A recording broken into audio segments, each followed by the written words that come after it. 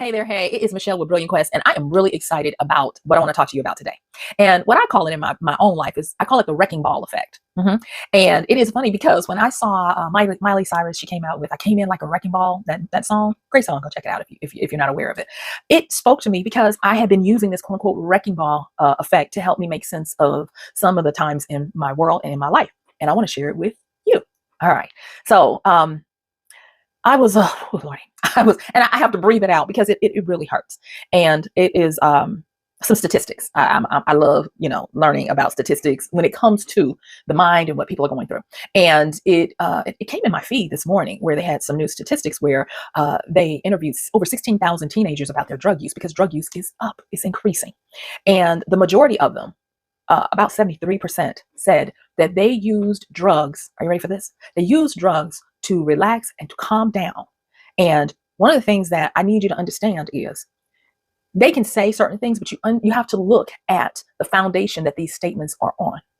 And when you have almost 1 in 4 of the teenagers who use drugs saying the same thing, that they're trying to calm down, relax, get away from anxiety, that lets you know, if you become aware, that is self-aware, to really hear what's being said, is that our younger generation is, one, fearful of the future, because when you're anxious, that means you're not in your body, you're not in time, you're living looking forward, and you're fearing it because either you don't know what's ahead, or where you are so right now is so painful that you're, kind of like prophesying over your life, self-prophecy, that your future is going to be, painful. And thus you end up in this perpetual cycle of anxiety.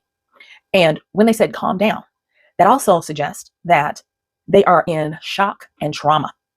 And I'm not going to go too deep into that today because I really kind of want to talk about this wrecking ball effect that I use. But when you're in shock and trauma, you're 9 times out of 10, you're suffering from unresolved things that have happened to you. PTSD is not just for military personnel. There are a lot of people that are walking around unaware of being affected by PTSD. And one of the biggest things, because like I said, I'm not trying to practice medicine or teach medicine or any of that kind of stuff, but just what you can easily Google. One of the biggest components of that is what? Hypersensitivity, jumpy, always on high alert, stress the heck out because life is like a war zone. It's a continuous sadistic gauntlet. It is an obstacle course from hell. And these babies, and not just those babies, us as well, we're all going through this. And taking drugs to alter their state so that they can get relief from it is not just desperation.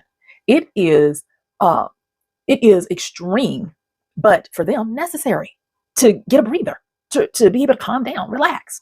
Another thing about that, not only with the PTSD, with the trauma, is the shock. And when when I used to work with people person to person in my office as a clinical hypnotherapist, I a lot of times I had to dehypnotize people so that I could even work with them. And I say that because I didn't know the words to use as much. I just knew what was happening and what I was experiencing, along with other therapists and colleagues. We would talk about it.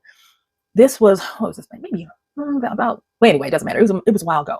And now we have better words for it. What we were experiencing was people who were suffering from extreme dopamine addiction, AKA your phone or your laptop, your iPad or whatever, of how much screen time people were getting as opposed to not having ready access to that and being not forced, but being directed to interact with people one-on-one. And so having to deprogram people that were getting a constant stream of dopamine hitting inputs all day. And I don't know if you realize this, but addiction is when, not only when you can't stop doing something, it's when your body stops doing its normal function because what you provide is easier and it's more effective than what they're doing. And so you get addicted. All right. So we've got dopamine addiction, we've got the trauma, we've got shock. And another thing about shock can vacillate between your head and your gut. And in your head, of course, you got your brain. In your gut, you have your little brain, the vagus nerve.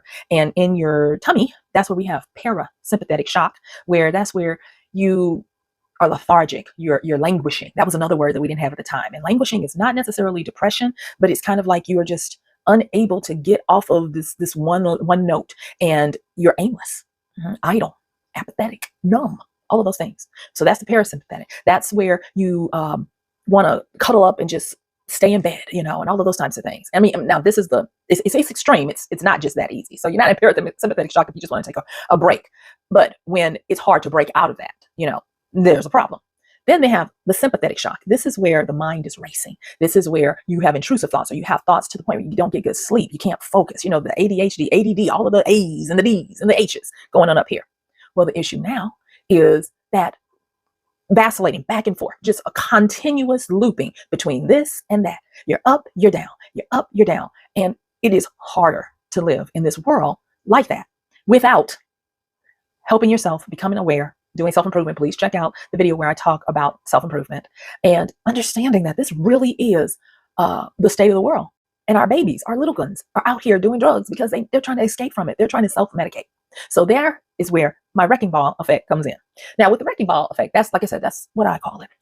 It is a self-diagnostic that I do.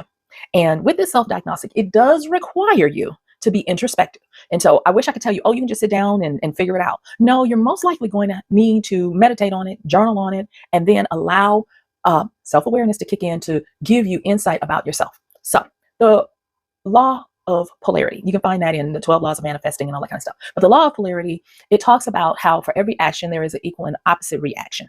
And when I was first learning these laws and seeing how I could incorporate them in my life and in my practice at the time, I realized something, that the law of polarity was like a wrecking ball. It would go here and knock stuff out, and then it would go there and knock stuff out. And at first, I tried to keep it in the middle. That does not work, because in the middle is stagnation. There's no growth, and it's not good for you. All we have is change. All we have is energy moving into and out of form. And so the law of polarity swings back and forth. And what you can do, and I learned this by studying alchemy and Robert Greene. Any book by Robert Greene, I love it. The 48 Laws of Power, 33 War Strategies, you name it, all of them. So check out his books. He is about that life. And what he did was he started highlighting how people who wielded great power, people who got in trouble, and all the like, I started seeing, because maybe that's where my attention was at the time, I started seeing that they were not consciously managing that ball of polarity, and that they were having wrecking ball moments in their life. Now, with polarity is a positive, negative, up, down, right, left, north, south, east, west. And for any area you find yourself in, know that there is an equal and opposite area. And here's the part about the consciousness and the wrecking ball effect. Once you start becoming aware of where you are, then you can reverse engineer to understand the exact opposite of where you could be. So say, for instance, you are languishing. You're like, I don't feel like doing anything. I'm not motivated. Life has lost its spark. What's the opposite of languishing? Thriving. Life is new and inner, and curiosity abounds. You have unbounded energy to want to explore, try new things, do new things. You see? And the good thing about the quote unquote wrecking ball effect is, by understanding where you are and where your opposite could be, if your opposite is desirable, then you can start, I know, listen to me, being your opposite. Now, I've talked about this in many videos, and I will continue to talk about it, because when we talk about getting in alignment, when we talk about having breakthroughs in your life, there is a simple formula. You can find it in most ancient spiritual texts, teachings. You can find it in math. You can find it in all these different things. And that is be, do, have. Be. You must be first. And the reason why it's important that you be is because the being of you supersedes even this, no matter what. And so you can be first. So when you figure out, I'm at this point, and this part of polarity is wrecking my life, I'm going to swing myself to the other. There have been times when I was going through and I would say, look, the Michelle that's in the desired area that I want to get to, I want you to make the shortest, straightest path to you possible, because I am you now. I'm not usurping you, but I'm you now. And do you know that stuff works? I've used it when I had deadlines and I didn't know how I was going to make it. Now, I'm not saying that I made the deadline all the time, if it's insurmountable, but new avenues and opportunities to still get something done that I didn't even know were aware at the time. New resources show up, all that kind of stuff. And so using this wrecking ball effect means that you can knock out all the foolishness going on in your life to get to the opposite.